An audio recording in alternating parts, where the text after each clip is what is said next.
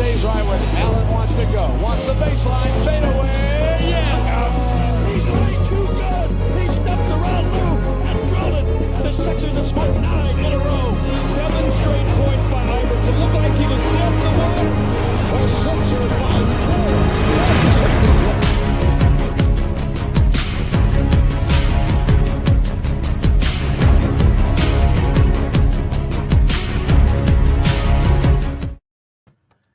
And welcome to the Skillet Radio Show. We want to thank you for taking time out of your schedule to join us.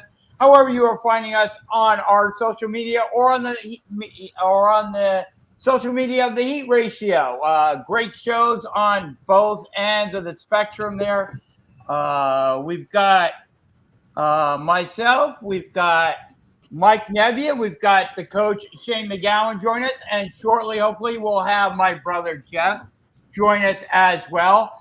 Lots of great topics to dive into this week. Again, check out sportsskillerradio.com for all our latest sports news show updates. We've got an awesome Twitter feed going on for all the latest sports news.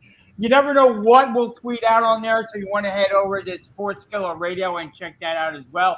Head over to the Heat Ratio. We do a live show from the Steam Pub in PA every Tuesday evening. Great shows are being added to the Heat Ratio Sports Network as we go along, so you want to keep yourself abreast of all the great shows there as well. Lots of great things happening. I am Jay. Like I said, I'm joined this week by Mike Nebbia, the coach Shane McGowan, and shortly by my brother Jeff. Shane, can you let everybody know how they can find you on your social media? Yeah, you can reach me at mentaledgeperformance.ca as well as mental_edge_performance. It's Super Bowl weekend, gentlemen. It is finally here after an off week last week. Players get some rest, got to do some media as well. Super Bowl Sunday is finally here. Shane, I'll start with you. Overall, what are your thoughts on the game? We didn't have you on last week, unfortunately, so let me get your thoughts on this game today. Yeah, well, you know what? It's been for me very fortunate because I've been able to interview all the guys this week down at Super Bowl Media Row and stuff like that. So I had a great conversation with Joe Burrows, Matthew Stafford, the coaches, everybody like that too. So and I posted all on my social media as well. But you know what? Both teams are jacked and ready to go. You know what I mean? They've got a lot to prove. They feel great. Joe is being Joe. He's set to be, setting some impressive records if they happen to pull this one off. Matthew Stafford and the Rams are saying the same thing. I mean, they're set. They're ready. They're in their hometown. Yeah. They're in their home building. They love it. You know what I mean? So you can't ask for anything more. I think it's going to be a very good game. I think there's no question about that. I do, and I will favor the Rams personally myself. I do think the Rams are going to take this one. The biggest thing though too is what I found very interesting is the warm weather down there. I mean, you're sitting at 85 degrees. I mean, come kickoff time, they haven't had weather like that for a Super Bowl in a very long time. That makes it a little bit even more hotter on those sidelines if you've ever played down on a field and things like this. So those guys that are from Cincy that are used to the cold right now, they're getting a bit of a shock in some ways too. So sometimes those little things can wear on you a bit of dehydration and everything like that too. So it's definitely something you got to monitor as the game goes on, and depending on how much a certain team is on that field too. So if defense is really on there an awful lot, they're going to be getting themselves worn out. You know what I mean? So these are the little things that you got to think about when it comes to this game, and it's going to play a factor. But like I said, I expect a bit more of a high scoring game in some ways too. You know what I mean? And it might not be till after halftime. We all know Cincy's a second half team. You know what I mean? Rams are going to come out flying right off the hop. There's no question about that, and do their thing. But Cincy, you can't count them out. They are that second half team. But I also think you're probably going to see a few extra field goals put in this one too. Yeah, I think so. What are your thoughts, Mike? Okay. I'm not expecting a shootout in the first half. I can tell you that much. The Rams defense is going to eat Joe Burrow alive. And Cincinnati, like Shane said, like Coach Shane McGowan said, they're more of a second half team. They're going to make it close in the second half, but it's going to come down to if Joe Burrow can pick his way through the Rams defense, which I don't think he's ready for. I think the Rams are going to take it. I'm going to go with the Rams, the points, and I think they will cover the spread. And I will also go with the under. Here's something that I found out. You may only get this here at Sports Skillet Radio here. One thing I found out early this morning is Mike Hilton. He came over to the Bengals from the Pittsburgh Steelers. He's a slot corner, slot safety. And, you know, here's the thing. He faced Cooper Kupp. Let me bring in my brother Jeff here. Let me add my brother Jeff. Welcome to the stream, Jeff. Jeff, welcome to the stream. Can you hear us? Jeff, can you hear us? Hold on. Jeff may be having some audio issues there. Jeff, can you hear us? Well, we can see Jeff. Jeff, can you hear us? Well, we'll bring Jeff in. I don't think he can hear us currently. But I was talking about Mike Hilton. Mike Hilton faced Cooper Kupp when Hilton was on the Steelers in 2019. And the Steelers just let Hilton take Cooper Kupp, who could have been an MVP this season, one-on-one. The Steelers just put Hilton on Cooper Kupp one-on-one. Kupp went 0 for 4 on targets that day when Mike Hilton had him one-on-one. And that was interesting to me. But who was the quarterback, though? That's a good question. That would be Jared Goff. That would be Jared Goff, correct. So I think that just answered your question of 0 for 4 when Jared Goff couldn't throw the ball very good. You know? But it's still Cooper Kupp. Jeff, can you hear us? Yes. Okay. What are your thoughts? We had Mike and Coach give us their thoughts on the game today. What's your thoughts on the game? I hope the Rams lose. I mean, let's be honest. I hate the Rams. So I hope Cincinnati wins 80-5. Just 80. Just 80. Okay. I'll give him 5 points. I'll give him 5 points. Yeah, but I want to see the Rams get embarrassed. I really do. Gotcha. So do you think there's any way there, if you were just being unbiased here for a second, do you think the Rams will win this game? Or I know you want the Rams to lose, but do you think the Rams will prevail in this game? A lot of talk has been made about the Rams defensive line going up against the Bengals offensive line and the weaknesses of that offensive line on the Cincinnati Bengals. Well, the Rams are an awfully good team. I mean, let's be honest. But the Bengals, I think, have something going. I mean, let's put it on the table. I mean, they've beaten some great teams along the way here to get to Super Bowl. Quite frankly, the road that if you compare the roads that the Bengals went through to what the Rams have gone through, I think the Rams have had a much easier time. I mean, they went through Tom Brady that retired. You looked at that Tampa Bay team, and that wasn't very competitive. They came back in the game, but then they allowed them to go right down the field at the end. And then you have the 49ers, which was a complete joke with their quarterback who can't throw the ball for nothing. So, I just happen to believe that the Rams have not been the Rams have had, the Rams have had an easier road to get to the Super Bowl than the Bengals. So, I like the Bengals in this game. Gotcha.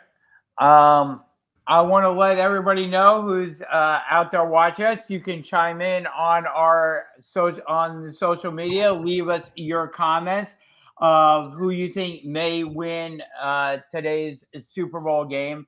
I mentioned Mike Hilton. He covered Cooper Kupp one-on-one, Shane brought up who was the quarterback in 2019 for the Rams.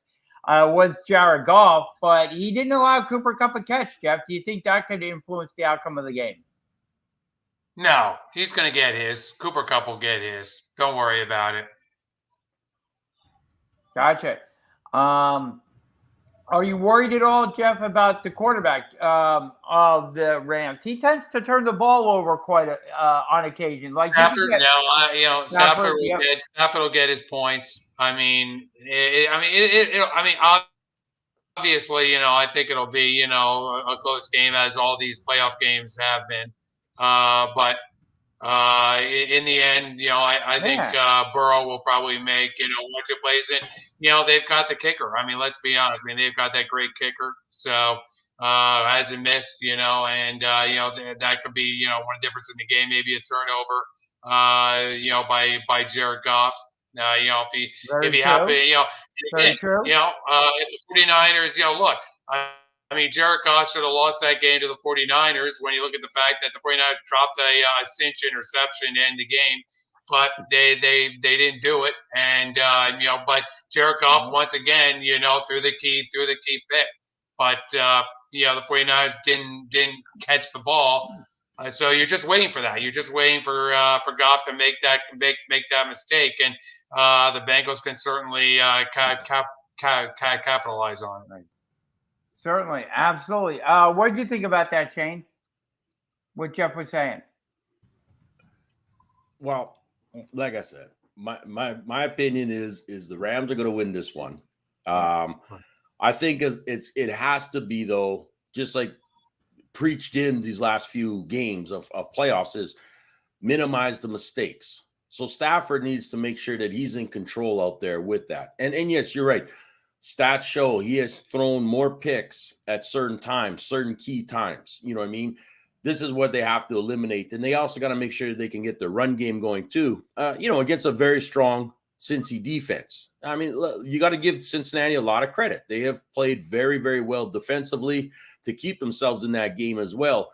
And yeah, Joe Burrows has been a magician at certain times out there, and Jamar Chase has seemed to help him out with Mixon. So it's going to be a lot of containment needed to keep Burrows in that pocket. But again, too, is like I said, Rams-wise, they got a lot of offensive powers. They are missing their starting tight end this weekend. Tyler Higbee will be out, so that brings in Blankton, who plays very, very well. But again, he's going to be a bit of a blocker. You know what I mean? So that might help Stafford in some ways, an extra blocker out there and things like this too. But I think a lot of it's going to key on to how does Jalen Ramsey handle a lot of things out there too in that defensive backfield. Him and Weddle. You know what I mean? They got to make sure that they're in control all the time to eliminate T. Higgins and some of these other guys too. But like I said, both teams have made it. Now we're going to see where they go with this. I think a lot of it's going to depend on the coaching too. Are you going to get too fancy out there with some of the play calling, you know what I mean, and make some silly mistakes that way? Or are your coaches actually going to be smart and call a good game that they need to when it comes to the run, when it comes to the pass? I think both teams want to make sure they establish a run game, a 50-50, if anything, you know what I mean? But it's also going to be coming down to play calling too. And you're right. Cincy's kicker has been phenomenal. Rams kicker, he stays in the game too. But I think I put more on the Cincy kicker if you got to go for 55, 52 yarders. Yeah. Very interesting there. I'm gonna say that the Rams are going to win this game, but I'm gonna be rooting real hard for the Bengals because I would love to see Cincinnati. See, I'm like Jeff. I don't like the Bengals because they took out my Raiders. Yeah, but I still blame the refs. So that's just me. That's just me getting through this year. You know what I mean? See, you bring up a good point there, Shane. Watching these playoffs so far this year, the refs have kind of put the kept the penalty flags in their hip pocket there. They haven't been throwing a whole lot of penalties in this game. Do you think that will continue on for the Super Bowl, or do you think the flags will start coming out a little bit more? No, I think they got the wake up call, 3 games ago when that refereeing crew messed up terribly on some, I'll say, some crap calls out there. That yes, they have been a lot better. It's not perfect, but it has been a little bit better. They've picked it up. They've done whatever they had to do. They've made some better calls and things. Plus, give the eye in the sky a little bit of credit too, and saying, whoa, hold on here. You know what I mean? Let's review this one real quick. You know what I mean? And things like that too. So let's put it this way. They've done a better job. I'm hoping that they actually keep the flags in the pocket too. You know what I mean? Let's just play the game. Yeah. Let's just play the game. Do what's got to get done. Yes, you got to review certain things, but let's just play the game and go from there. Yep. What do you think, Jeff? Keeping the flags in the pocket? Yeah, I think they'll keep the flags, in the pocket. I mean, that's generally the Super Bowl. You want to let the guys play. Yep. And what about you, Mike? I think the flags will be flying here. Really? Yeah, Cincinnati is a young team. They're going to be a little undisciplined. We're going to be seeing some false starts. We're going to be seeing some offsides on the defensive end. And that's going to lead to a penalty-filled Super Bowl. I think the most penalty-filled we've seen in a while. Wow. Okay. Really? Are you taking a prop on this? Are you betting on this one? I'm not betting on the penalties. I'm not betting on the number of penalties. I'm betting on the score and who wins. I'm just hoping this game doesn't go to overtime because I don't want a damn coin toss to decide a victory. Well, that's one of the prop bets. I'll ask you guys, Jeff. Do you think there will be an overtime in this one? No. I'm with you on that one, Mike. Will there be an overtime game? I would like to see an overtime game to redeem myself from Super Bowl 51, but I don't think there will be. I don't think there will be. I don't think there will be either. Although we have seen a ton of overtime games recently. I don't think there will be easy either. Another of the prop bets, McPherson, 1.5 made field goals in this one. Jeff, do you go over or under that one? Over. Yeah, I'm with you on that one. I think he makes more than 1.5. I think 2 made field goals is an easy one. What do you think, Shane? McPherson, over or under 1.5 made field goals? Yeah, no, I'll say over. I think he's going to get that in the first half. I agree with that. And Mike, will it be unanimous? McPherson over 1.5 made field goals. Over. I'm taking the over on that one. I'm with you on that one. Another interesting prop bet here. Cam Akers, the Rams running back, 64.5 rushing yards in this one. I know the Rams have a bunch of good wide receivers, so do the Bengals, but Cam Akers, 64.5. Do you go under or over that, Jeff? I'm going under. You think it'll be more of a wide receiver game? Think they're going to be more? Think the wide receiver will be more involved in Cam Akers? Oh yes. Gotcha. What do you think, Shane? 64.5 for Cam Akers for his rushing yards. Yeah, it was 58.5 earlier, and now it's gone to 64. If it was 58.5, I would have said over, but 64, I got to go under on that one. And what do you think, Mike, going under? I'm going to go over. Really? You are like a dissenting voice. I like it this week, Mike. Think he'll have more than 64.5. Why do you think that? Not much more. I'm going to have him at 75. 75? Okay. That's not a whole lot more. Gotcha. I'm going to go under that for Cam Akers, 64.5. I agree with Shane and Jeff. I think this will be more of the Rams throwing the ball around. You've got, of course, Odell Beckham. You've got Cooper Kupp on the Rams. I think they're going to be throwing the ball quite a bit in this one. So, yeah, I agree with you.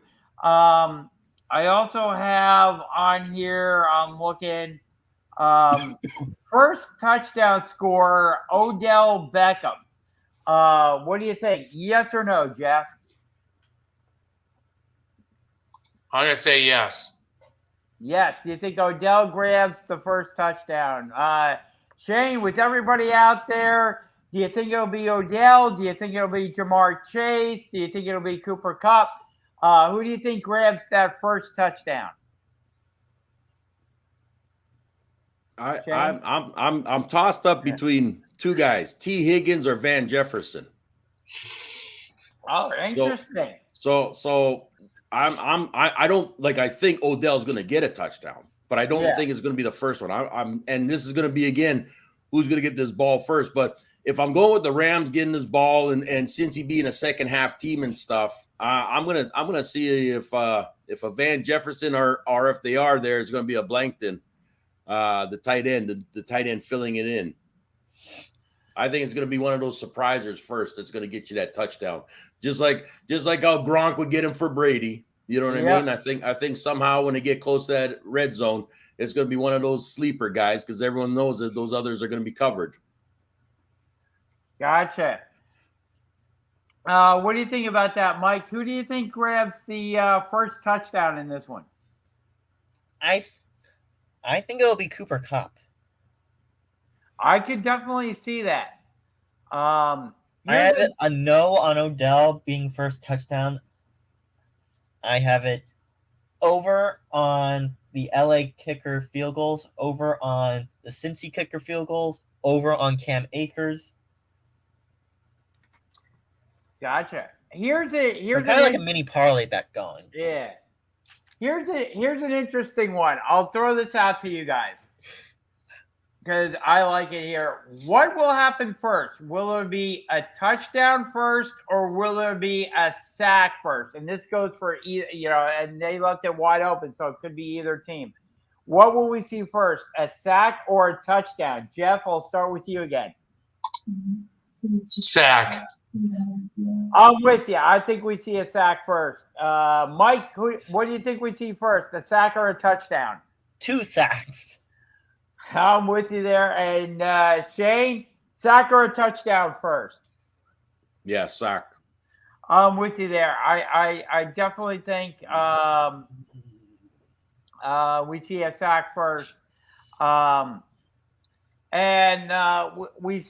know that the Rams have Cooper Kupp. We know the Bengals have Jamar Chase. Which team will score the longest touchdown of the game? Will it be the Rams or the Bengals? Shane, I'll start with you on this one. I'll go with the Rams.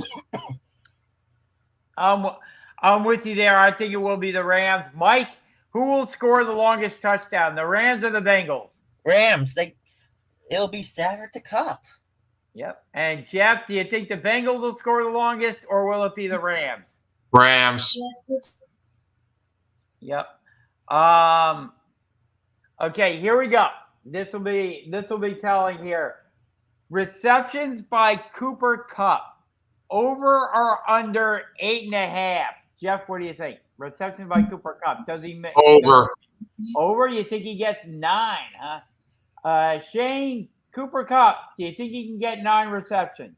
No, I say he gets 10. Yep, I'm with you there. And Mike, over or under 8.5? I think he gets 13. Yep. Oh, Mike, you're going crazy now. That's a lot of receptions there, Mike. There are other guys on the field, Yeah, this is true. Total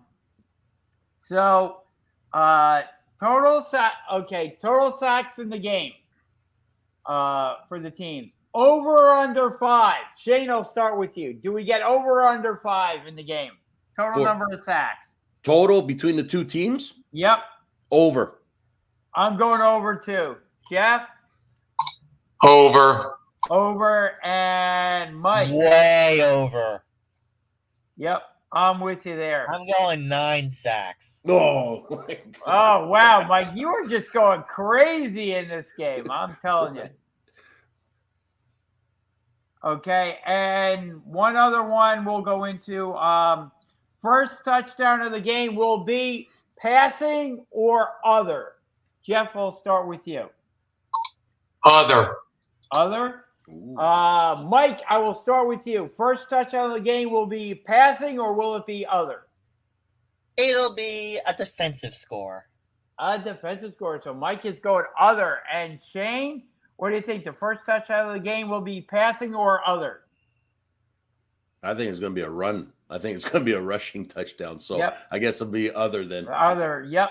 I'm going defensive because Joe Burrow, as good as he is, he's also young and inexperienced. So he will be prone to mistakes. And that one mistake will end up being an interception that'll go for a score. I could see that actually. Los Angeles gets, buried deep in their own end. I am going other as well on that one. Anything you guys want to say further about the Super Bowl before I move on to our next topic? No, I think it's going to be a great game. I'm expecting a good game out of both these teams. So, like I said, I'm glad it's finally here. We can get this done with, right? And see if they can do a back-to-back home wins. Yep. Just staying with the football topic one more time, and we'll get into the coaching tracker and a lot of that stuff here next week as we move on.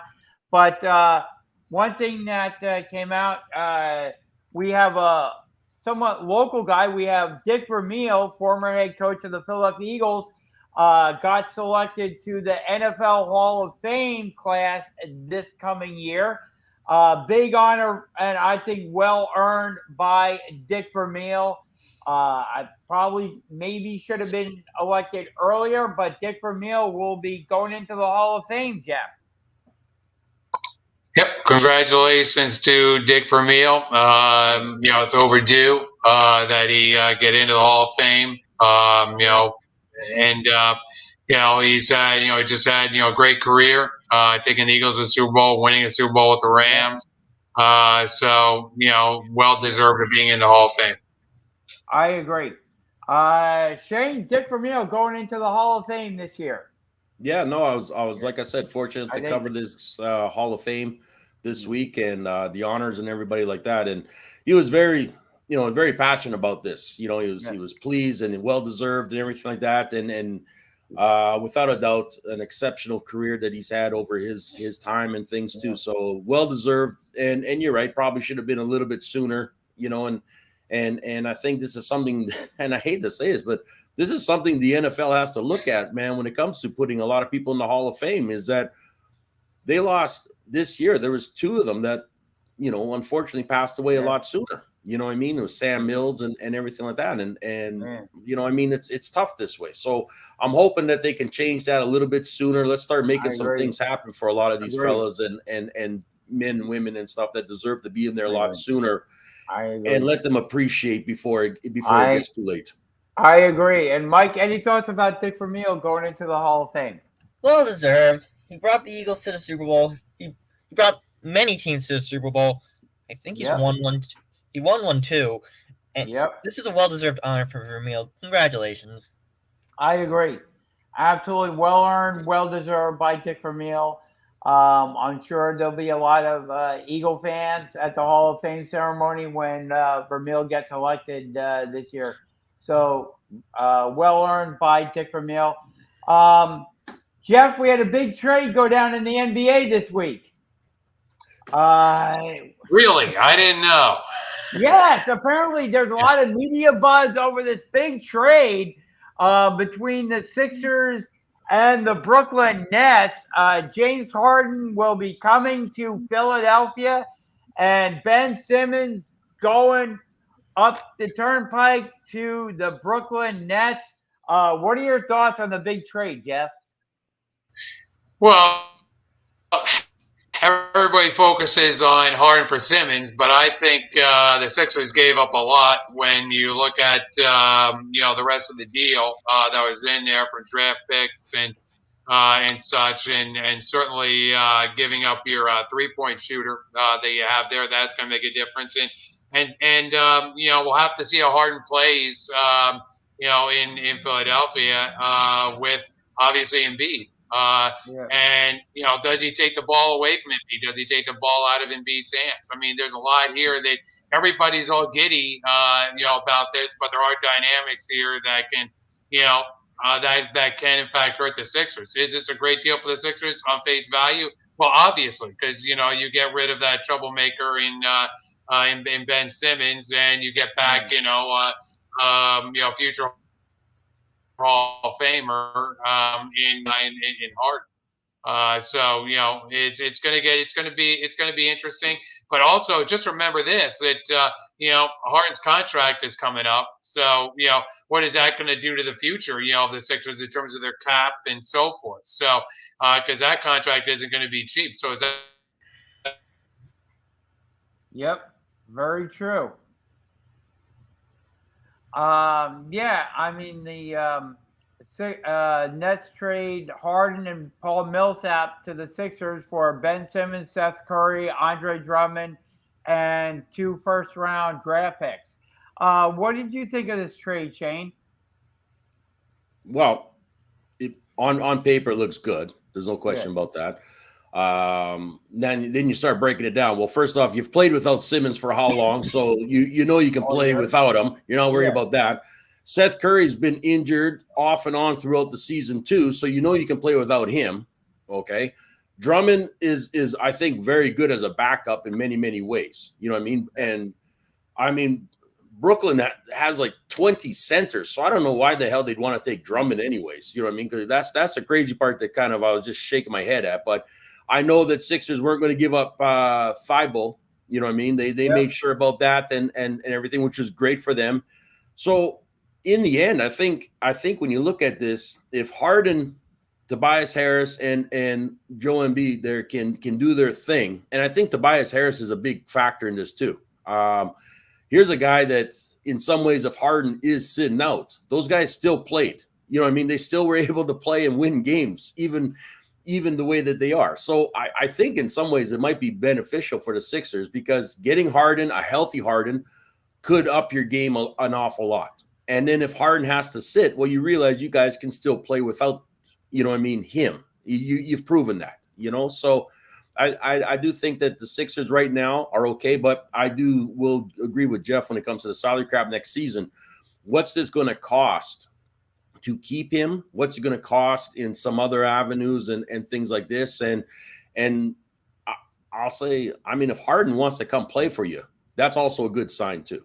You know what I mean? He didn't fuss about it or anything like that. You know what I mean? He's like, sure, throw me in there. Let me go.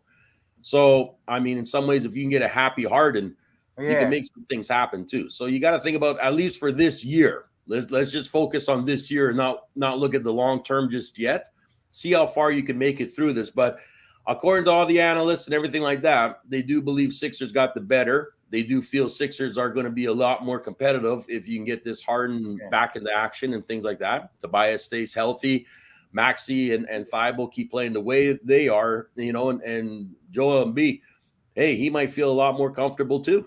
You know what I mean? He might be able to not get as much eyes and pressure on him because guess what? You gotta watch Harden now too. So there might be a little bit more to his game as well too. Yeah, I agree with you.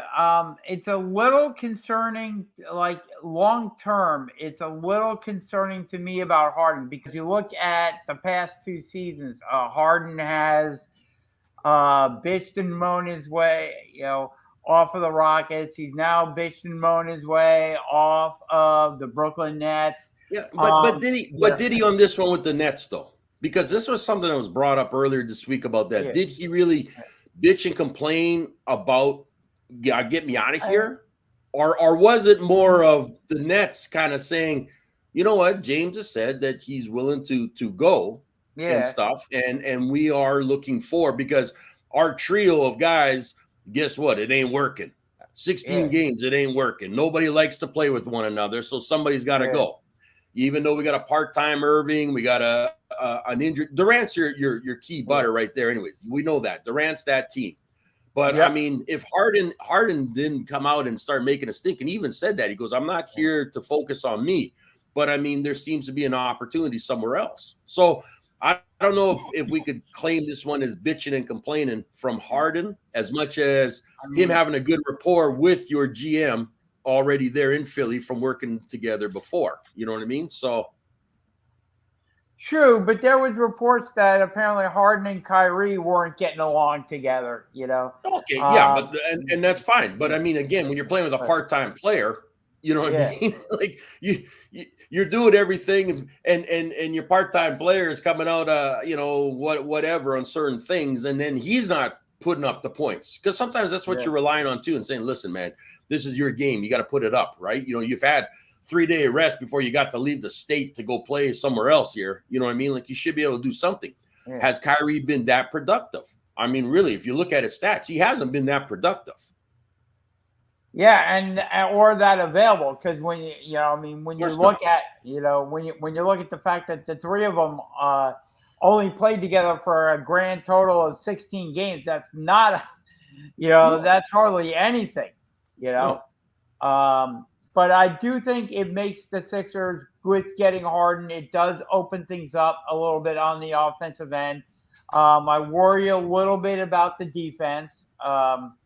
But looking at it from the Nets' perspective, getting Ben Simmons, if they get a motivated Ben Simmons, a guy who's going to come in there, I look at the fact that defense is kind of what the Brooklyn Nets were kind of searching for, and that's always been Ben Simmons' game, is playing defense. One of the best defensive players in the NBA. No question about that. So, if you can get Kyrie on the court and everything, the Nets have the shooters. They just need the length and the defense, maybe that Ben Simmons can provide to them. And if Ben Simmons isn't, is maybe the third member of the team, like you have Seth Curry now on there, you have a bunch of shooters, and then all you're asking Ben Simmons to do is not shoot the ball, but just play defense and distribute the ball. Maybe that works out for the Brooklyn Nets, Jeff. Well, I think the Nets were just a disaster. I mean, it was comical during the All-Star draft watching Kevin Durant. I mean, that was kind of awkward, to say the least. Him and Charles Barkley, going at it. I mean, that was just one of the, it made me laugh, as hard as anything, seeing those two. Seeing those two. Then you have LeBron on the other side, and he just, right now, he's on, like a 500 team. So that was just an awkward thing all the way around, seeing that All-Star draft, with all three of those. But the Nets are. What could possibly go wrong when you have Kevin Durant in the middle, and you have Kyrie, and now you add this guy, into the mix, right? Yeah. So and you had Simmons. So on one, so you have Kevin Durant in the middle, and he looks at one side, and he has Simmons, and then the other side. This can't get, the Nets can't get any more comical than they already are. So like I said, it's going to be interesting later this month because the Sixers play obviously the Milwaukee Bucks, and that's a team obviously that you're kind of measuring yourself up against. I mean, they're the world champs, and I think the path goes through Milwaukee, and that'll be an interesting game to see if Harden can get out there and play, and you can see how they kind of measure up there in the East. I mean, look, Philly without Harden played very well against Phoenix. They barely lost to them, and that's one of the best teams out west. So I think the Sixers have a pretty good shot here of getting at least to the Eastern Conference, breaking through, and at least getting to the Eastern Conference Finals, and then from there, hey, you take your chances. Yeah, I agree with you. Mike, what were your thoughts on the trade? The Nets got a good defensive player in Simmons. Now, Andre Drummond and Seth Curry, they're going to be some key depth pieces going forward for the Brooklyn Nets. And the picks, 2022 first, 2027 first, I'm not sure what the 2027 class is going to look like. We're not sure what that class is going to look like for at least another year or two. But Ben Simmons, what he becomes for the Brooklyn Nets will determine whether or not they make the playoffs, not just this year, but for the next few years going forward. I think the Nets pulled a fleece job on the Sixers here. Well, that remains to be seen because you bring up a good point there because Harden has not, as of yet, opted into his contract for next year. So that's still on the table for him to do. So he still hasn't opted in. So that's still that $47.3 million player option for next season. Harden, I believe, has said he's probably going to opt in there. I'm leaning towards opting in there or what have you. That's going to be key because Harden, having not opted into there, Philadelphia having given up Ben, Seth, Andre Drummond, the first-round picks, etc. If he doesn't opt into that player option, he could be a free agent at the end of the season. I mean, I think he will. I think that was kind of one of the things that the Sixers talked to him about doing. I don't think the Sixers would have made this trade without being confident that Harden would opt into his player option and that he would be around for next season as well. But he hasn't opted in there. And Jeff, I'll ask you: does Harden has not been a very good playoff player throughout his career? Does that concern you? Would that concern you at all going into this deal? He hasn't been that guy that you can lean on in the playoffs that will come up big. He's been to a playoff quite a few times and hasn't been that prolific player in the playoffs. Would that be a concern for you, Jeff? Well, I think Coach has said it before, said it several times. Money is a great motivator. And, I think in this case, Harden's going to show up, if for nothing else than to pad his pockets, if you know what I mean. So, listening to Shane over the last many years, that's something that happens with these kind of athletes is when the paycheck is on the line, these guys tend to, put that extra motivation in there and they tend to show up and they tend to play, that extra hard. So, with all that on the line and everything, and with some of the criticism going on with Harden, I think Harden, you're going to see the best of Harden in this case, in this situation. Yeah, I kind of think so, and I'm hoping, maybe Harden isn't. Hey, let's put it this way: last year, what did Ben Simmons do? Nothing. I'll take Harden over what Ben Simmons anytime on that one. And your Sixers probably would have kept going further. Okay? Yeah.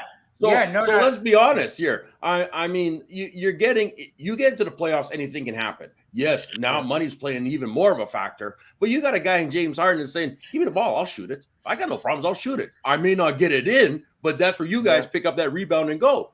What did Ben do? I don't want this. Don't give it to me. It's like a hot potato. Don't give it to me. Don't give it to me. You know what I mean? Yep. So you're going to tell me you're not going to take Harden over Simmons in these playoffs. Look, Simmons hasn't even stepped on the court. His defense is going to suck right now as soon as he gets out there. These guys that have been playing all year are going to run circles around him, dunk over him, and he is going to get fouled and fouls and fouls at the beginning. And you're going to hope, well, we just got to break him in. We got to break him in and stuff like that. It ain't going to happen. It ain't going to work. Not this season. This is a write-off for Simmons. It's just you're on a new team, etc. Harden, you want going into that playoffs and stuff, especially the Sixers who already have Embiid, Harris, and the rest of those other guys, Thibault and them that can play good defense. No question about that. But can also get the rebounds too. So if Harden does start missing, all right, as an example, those guys are there to pick that ball up and also do some damage too. So I would take the advantage Sixers in this case. Yep. We also have a poll up. The Sixers are going to be playing the Brooklyn Nets in Philly on March 10th. Now, when Ben Simmons was in Philadelphia, throughout this saga that we've been on, Ben Simmons has had some thin skin, hasn't wanted to play for the Sixers. So is it how many eggs will be thrown at him? Well, no, what it is will Ben Simmons take to the court when Brooklyn comes into Philly on March 10th? We have 4 options that you could choose from. So head over, vote on our social media. You can also bring it up on sportsskilletradio.com. The options are yes, Ben Simmons will play.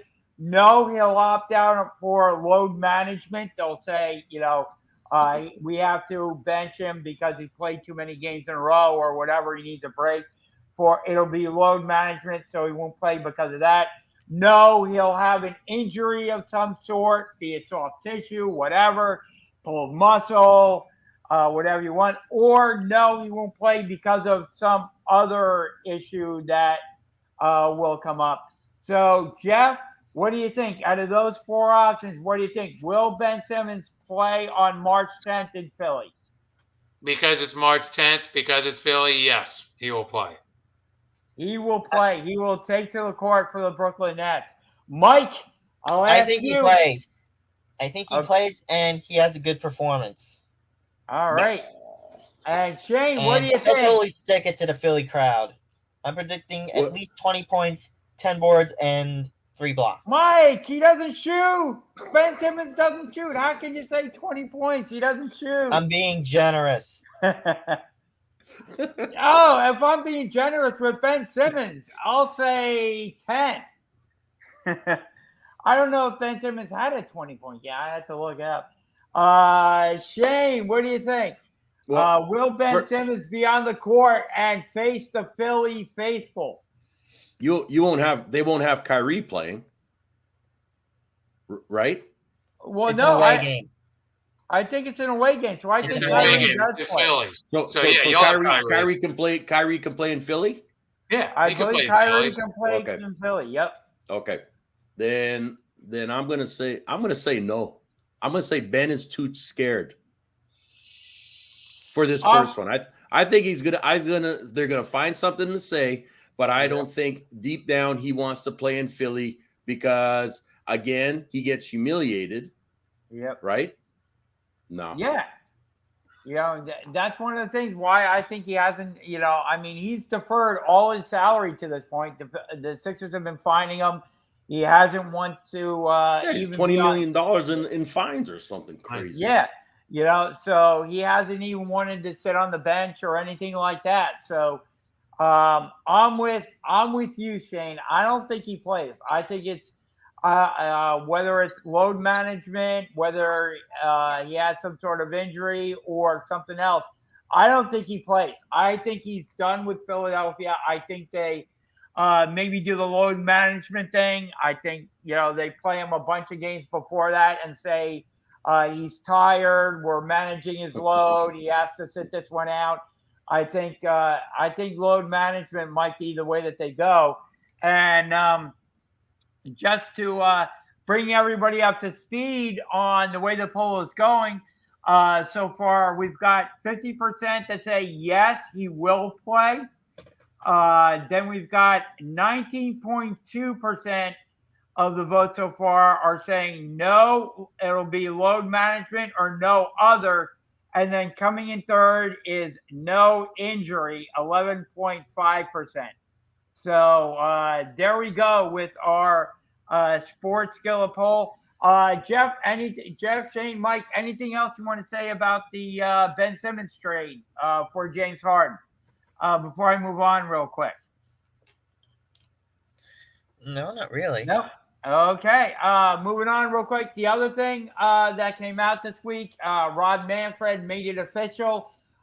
Pitchers will, once they get this whole debacle solved with the owners and the players union, and they get back to playing baseball. Who knows when that's going to be?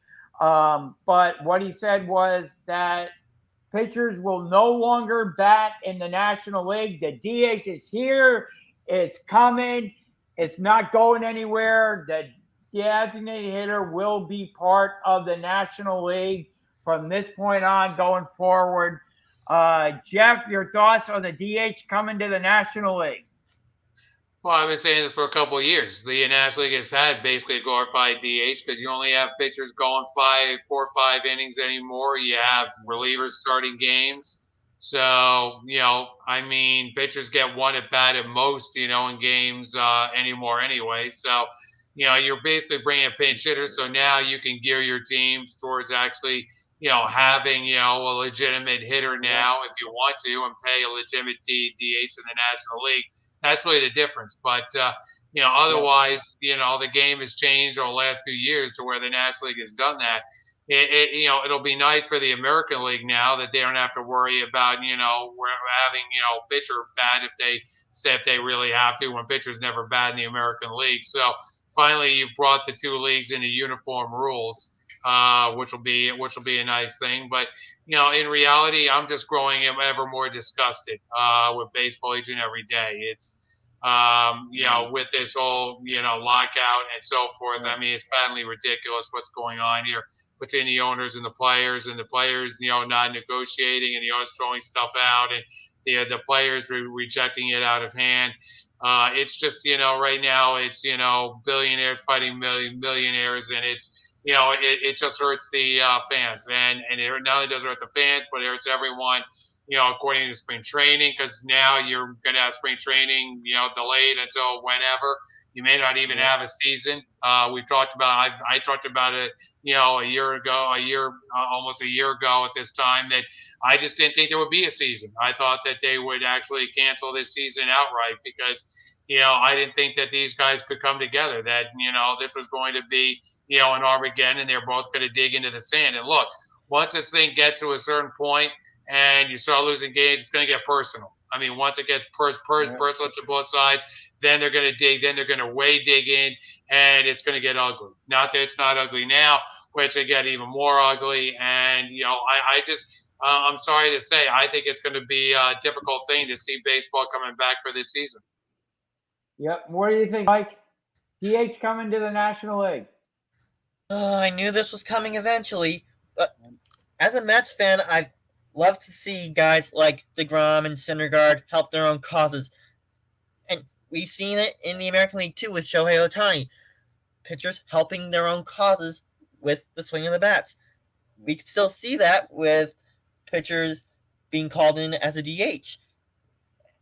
And I think there are other teams that have pitchers that can hit. And again, we can still see that. But this is going to open the floodgates once the lockout clears, if it clears this season at all, for teams to sign players to be their DH, like Schwarber or Chris Bryant, or I don't know who else. Yep. Schwarber and Chris Bryant are two that have come to mind for me in terms of who teams can sign to fill that universal DH role. Man, I'm gonna miss DeGrom helping his own cause. Yep. And Shane, your thoughts on the DH coming to the National League? No, we had talked about this a couple of years ago and said that, it's going to happen. You knew all this was going to transpire, but I'm with Jeff when it comes to this whole contract and everything like this deals. I mean, we keep bringing this up. This sport is sinking and sinking fast. You know what I mean? In so many ways. I mean, you're not only is it going to get bitter, it's going to get very nasty in so many ways of the name calling, they don't want to cooperate because they're this, and these guys don't want to pay because they're that, and so on and so on. And it's going to get very, very ugly. And sometimes you look at it and saying, can we actually rebound from that? Can we actually play, a season here amongst all this animosity amongst each other in this way? And then the bonding. And then the other thing, too, you're also going to get is the friction amongst the players. Because if you got some that want to agree with certain things and others that are more dominant saying, no, we don't, right? That's going to cause even more friction amongst the players themselves, and on a team that doesn't have, 50, 60 guys that you can hide from, you're in a locker room together. You're like looking, hey, you voted for this. You're an idiot. You know what I mean? So you're going to get some in-house fighting too amongst some of this stuff as well. So like I said, how it works out is not going to be pretty. if it even works out, which I'm going to favor in saying I don't think so, you're then also going to start losing in so many ways fan base going to other sports. So the money that you're losing out of those pockets, right? The TV revenue and everything like this, but also others wanting to watch soccer, others wanting to watch lacrosse, others wanting to watch other sports like that because you guys can't get your heads out of your asses and start doing the deals properly. You know what I mean? Because your egos, like you said, billionaires versus millionaires. And even that now is becoming close to billionaires versus billionaires because that's how much they've played these players over the time, you know? So like I said, I don't see it working out. And I'm just saying it's going to be very nasty as they do start going. Yep. I've been saying this since the beginning of the lockout. We are pushing NHL 2004-05 lockout territory. Once we start losing games, this is going to get very ugly. And I have the point of no return for the 2022 season at 4th of July weekend. If we get the 4th of July weekend and there's still no deal, just outright cancel the season. I think it could be even earlier than that, Mike. And like I said, I agree with Shane and Jeff here. I'm saying that this thing is, as it goes on, we're already going to see spring training move back because the two sides are not able to come to any type of an agreement. We're already seeing that, and when you get.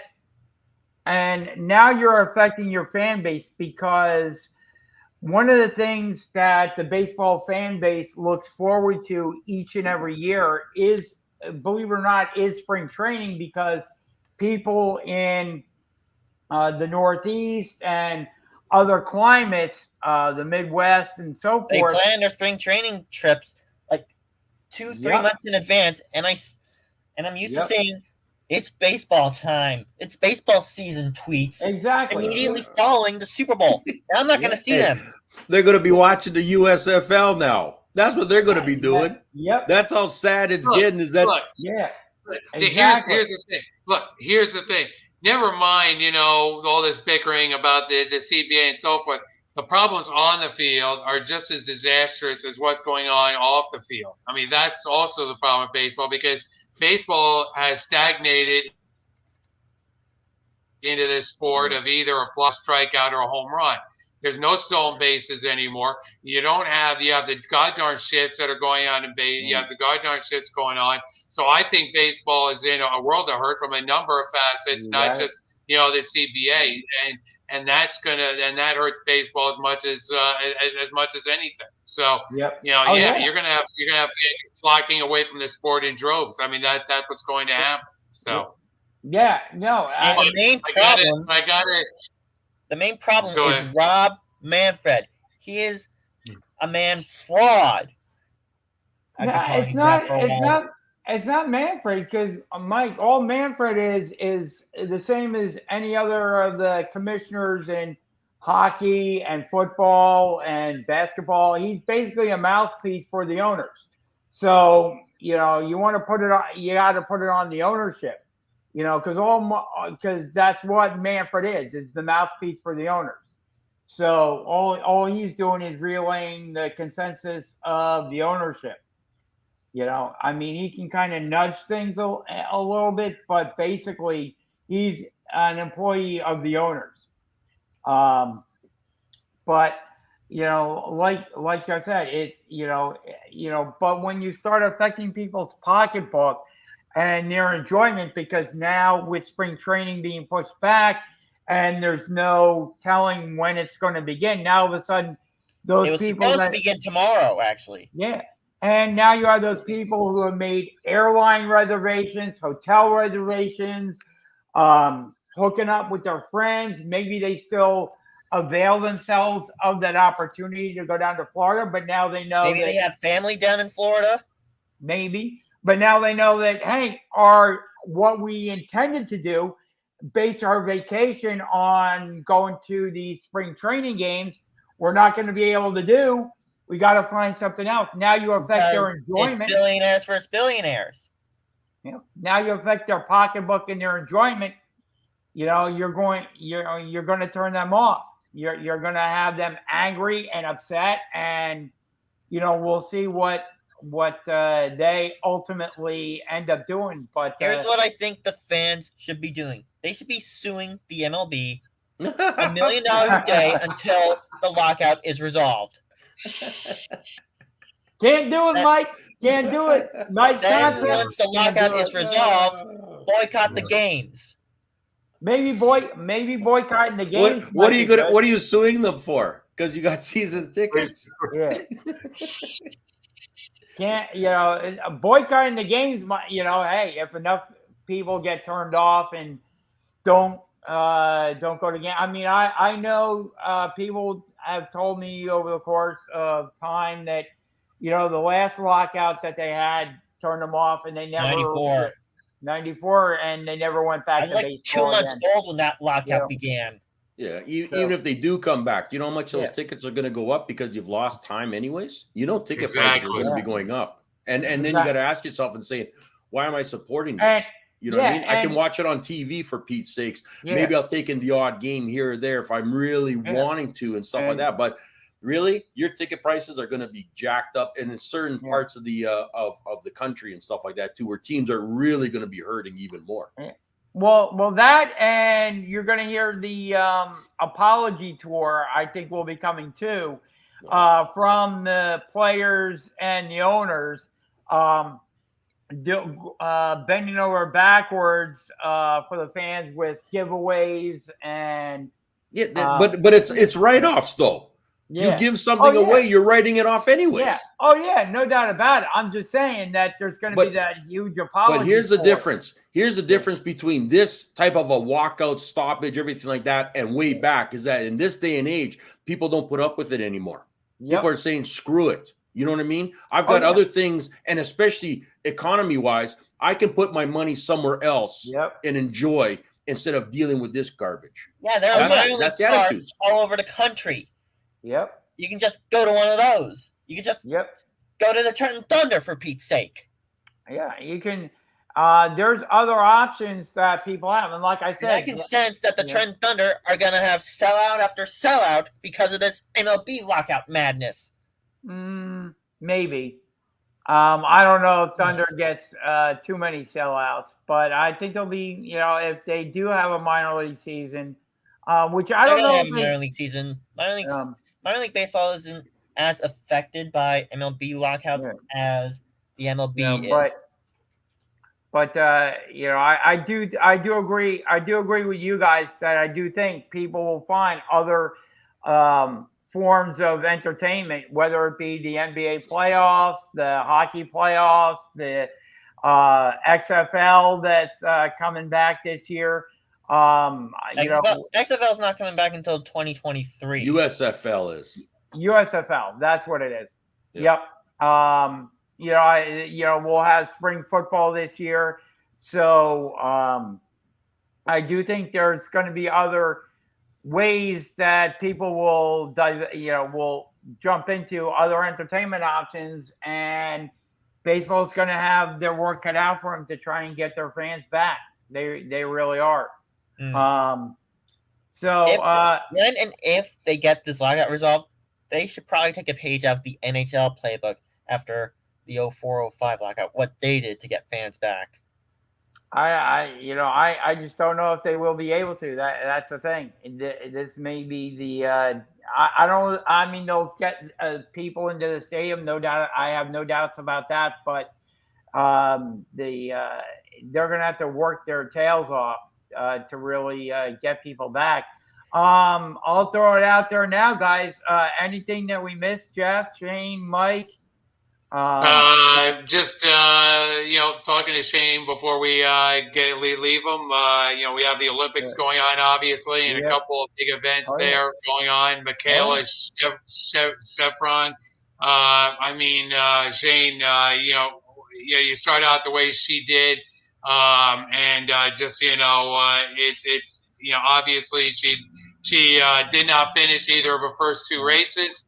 High expectations for her. After that second one, you could see her sitting there for about 20 minutes, kind of contemplating mentally what was going on. But for her to come back and at least finish finish the race in her third race. And she has a couple more, obviously, coming up here before it's all over. It's going to, she said it best. Hey, you got to deal with it. I mean, that's what, that's what you got to do when it comes to losing. I think she handled it very well, actually. I really do. In terms of getting back on the horse and getting back out there and finishing the race. On the other side, you had the GOAT Sean White, obviously leaving his sport to it's a shame he didn't medal. He gave it his best shot there. He obviously got into the finals. He qualified, but wasn't able to get in there in this final Olympics. But what heck of a run for Sean White! And like I said, on the front end, you have Michaela doing what she did. Yep, no question about that. With Michaela, let's start there. Unfortunate, but you're right. In that time and in a moment, everything like that, she had enough in her to say, "That's it. I still got to finish this off." And I'll take my lumps, I'll take my losses, but I got to move on because guess what? I got still other stuff to happen. You know what I mean? She got to relook at herself a little bit, refocus, and get herself back on track for her next upcoming events that she's going to try to do and everything like that. So good for her. It shows the competitiveness in that athlete too. You know what I mean? I'm not a quitter. I'm not going to fail like this. You know what I mean? I lost. Fine. I accept it. I got to move on. That's how you got to play this. And she knows that. You know what I mean? You work 4 years, 5 years almost to get to the Winter Olympics type of thing. To have that one moment where it's just a disaster and things like that, they all understand that it can happen. Everybody that goes there understands it can happen. You can be overwhelmed, whatever might happen there. But the fact that she took it and said, I still got other things that I can do that I got coming up and I'm going to do them. Good for her. For Sean White, you know what I mean? You're right. The guy's a pioneer. There's no question about that. He was a pioneer of certain things in this way. I will say this, that there has been a lot of controversy on the judging and certain things like this year there on certain, even gold medalists have said the same thing. The judging has not been up to par the way it should be. So I'm not saying that's, why he didn't medal and stuff like that, but I'm just saying it's part of certain things. And I mean, good for him for everything that he did do, has done. And some way, I'm sure we'll be back in the Olympics with commentating or something like this too, as they move forward, because he does know the game. He does know his sport, and maybe he can groom others, in coaching them too. You don't know. I mean, he's still a young fella in many ways, right? So, I mean, you can do some things for them and stuff like that, but I know he did get engaged too and everything. So there is a lot of stuff going to be happening in his life, but kudos to him for a well-deserved pioneer that he was in this sport and everything as he moves forward. Yep. Mike, anything going on with NASCAR this week? We're going to be having pole qualifying for the Daytona 500 on Wednesday. Then the duels at Daytona to set the rest of the field on Thursday. And then next Sunday is the Daytona 500. But nothing to wrap up this week. Next week is when it all breaks loose. Gotcha. Any final words, Mike, Jeff, Shane? Go Bengals. There you go. Shane, can you let everybody know how they can find you on your social media? Yeah, you can reach me at mentaledgeperformance.ca as well as mental_edge_performance. Rams all the way, you know what I mean? And it's going to be a beautiful sunny day there in SoFi, Like I said, I'm enjoying this. I'm going to love this game. Oh, screw their sunny weather out there. Screw it. Party time. Jeff, you're being biased again. There you go. All right. I want to encourage everybody to check out sportsskilletradio.com. All the latest sports news. We got a live Twitter feed. You never know what we'll be tweeting out. So you want to head over there. We also got some good work by Mike Nevia up on the site as well. Head over there. It's a great site. Also, check out the Heat Ratio. We got great shows going on there. We're expanding our network there. We do a live show from the Steam Pub in PA every Tuesday evening. Lots of big things popping. Heat Ratio, Sports Skillet. Excellent stuff going on. So check out both of them. We appreciate you tuning in. And find out, remember, like, follow, and share. Get word out. Have a great week. Enjoy the Super Bowl, everyone. And we will see you back here again next week.